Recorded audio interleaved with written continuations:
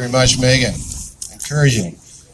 And hopefully that wasn't one of your friends driving by beeping, was it? That's great. Yes, my name is Dave Weaver, and I am a retired professional forester, 37 years, and in fact, I am a public service pensioner.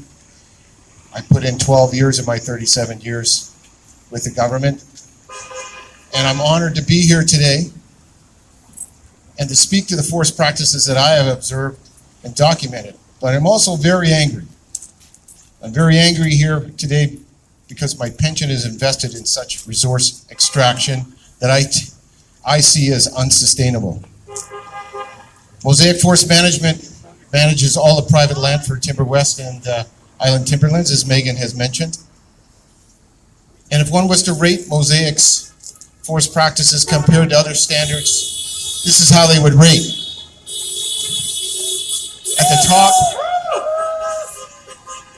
At the top, forest management practices where we should be for climate change and for protection of biodiversity and enthusiastic people. That's awesome.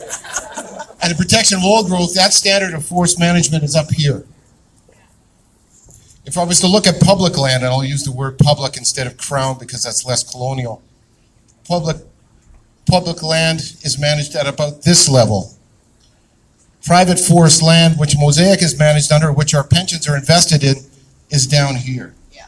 They're at the bottom, and I'll tell you why. First of all, it's from a legacy, from one of the most outrageous acts of colonial resource capitalism in Canadian history, where a quarter of Vancouver Island in 1887 was given to Dunsmuir outright, without any consultation with anyone, let alone First Nations. And that is still owned today by Timber West and Island Timberlands and managed by Mosaic. Secondly, Mosaic's lands are regulated through the BC Private Managed Forest Land Act, but it actually has the lowest standard, as I outlined, for management in British Columbia. And I'll give you 3 examples of the poorest practices I see, the top 3 that I've observed and I have documented.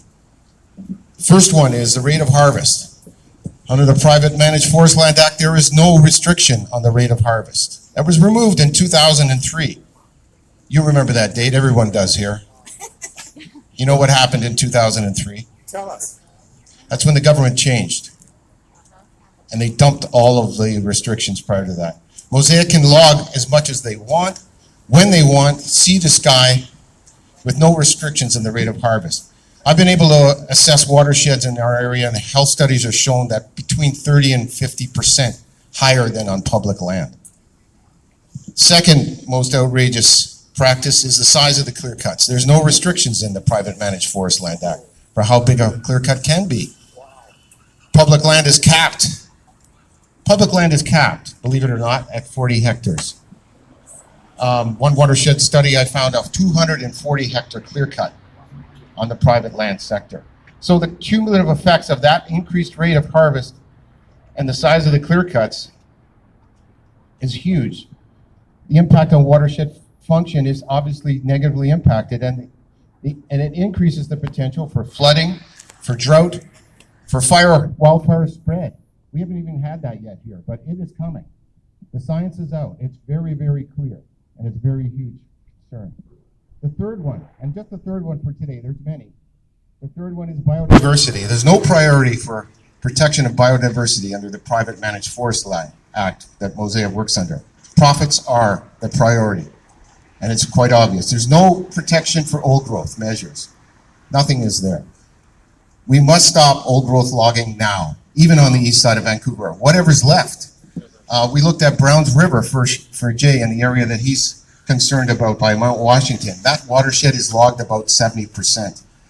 And Mosaic logged the minute remnants of old growth, high elevation mountain hemlock stands in the upper, and Tal is holding up a picture of where they logged that. And a minute 4 hectare little patch left over. An outrageous thing. In conclusion, Mosaic's forest land may look green. It may look green from the outside. Yes, they do plant a lot of trees. That does happen. They are, unfortunately, a monoculture from literally from the Malahat all the way to Sayward of Douglas fir mostly, and they're all carrots in a row. And this is not a functioning or resilient forest. It is a crime. And I'm so embarrassed that my attention is invested in it. If there's any Mosaic staff here and industrial staff watching, and I'm sure they're watching, I would love to have a conversation over here, and I would entertain a constructive conversation. But that's all I have to say, and I'd like to now turn it over the microphone to Jay Van Houston. Could I speak up just quickly? No, not right now. We're going to turn it over to Jay. You didn't speak to second and third growth people. Yeah, we didn't have time. I only have 5 minutes, man. So you can